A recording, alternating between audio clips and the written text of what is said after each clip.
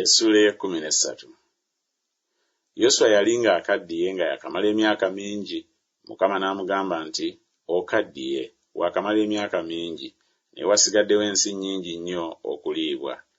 Eno y'ensi esigaddewo, ebifo byonna eby'Abafirisuuti n'Abagesuli bonna, okuva ku Sikoli okuliraanye e Misiri okutuuka ku nsalo ey'e Ekuloni ku luuyi olw'obukiika obwa kkono, ebalirwa Abakanani, abaami 5 ab'Abafirisuuti, aba Gaza, Abasudoodi, Abasukulooni, Abagiti, Abekuloni era n'Abaavi ku luuyi olw'obukiika obwa ddyo. Ensi yonna ey'Abakanani ne Meyala ekyali eky'Abasidoni okutuuka ku Afiki ku nsalo ey'Abamoli n'ensi ey'Abagebali ne Lebanooni yonna ku luuyi olw'ebuvanjuba okuva ku Baalugaadi wansi w'olusozi Kerumooni okutuuka ku Kamasi awayingirirwa. Abali mu nsi ey'ensozi bonna okuva ku Lebanooni okutuuka ku Misurefosumayimu be Basidoni bonna. Abo ndibagoba mu maaso g'abaana ba Isirayiri, kyokka ogigabire Isirayiri okuba obusika nga bwe nakulagira. Kale kaakano ensi eno ogigaba okuba obusika eri ebika 9 n'ekitundu eky'ekika kya Manaase.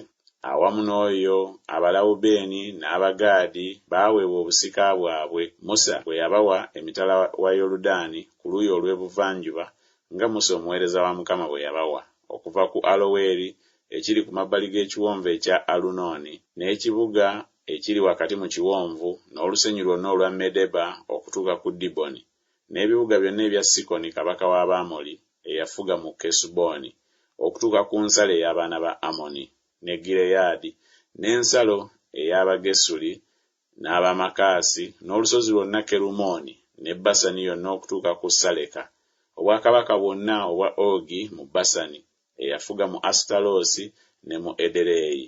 Oyo yasigalawo mu Baleefa abaasigalawo, kubanga abo Musa yabakuba n'abagoba.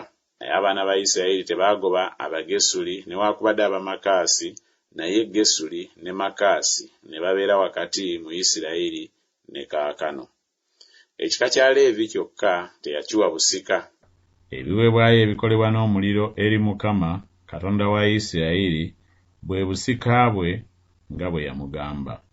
Musa n'akiwa ekika eky'abaana ba Lewubeeni ng'enda zaabwe bwe zaali.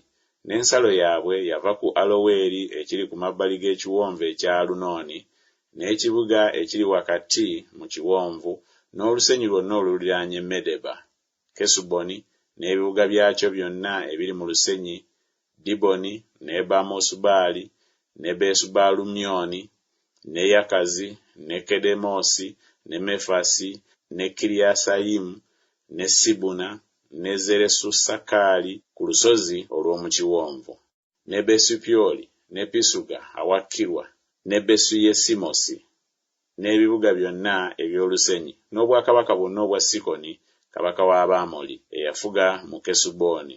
Musa gwe yakuba awamu n'abaami ab'e Midiyaani, Evi ne Lekemu ne Zuuli ne Kuli ne Leba abakungu ba Sikoni abaabeera mu nsi. Era ne Balamu omwana wa Byoli omulaguzi abaana ba Isirayiri ne bamutta n'ekitala awamu n'abalala abattibwa. N'ensalo ey'abaana ba Lewubeeni, Yoludaani n'ensalo yaagwo. Obwo bwe bwali obusika bw'abaana ba Lewubeeni ng'enda zaabwe bwe zaali, ebibuga n'ebyalo byamu. Musa n'akiwa ekika kya Gaadi be baana ba Gaadi ng'enda zaabwe bwe zaali.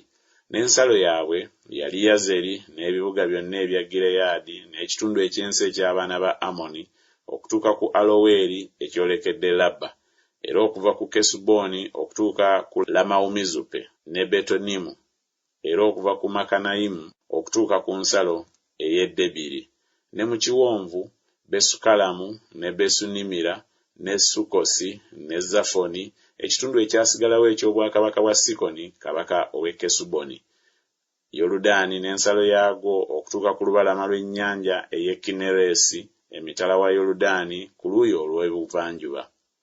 Obwo bwe busika bw'abaana ba Gaadi ng'enda zaabwe bwe zaali, ebibuga n'ebyalo byamu. Musa n'agabira ekitundu ky'ekika kya Manaase n'omugabo gwali gwa kitundu eky'ekika ky'abaana ba Manaase ng'enda zaabwe bwe zaali.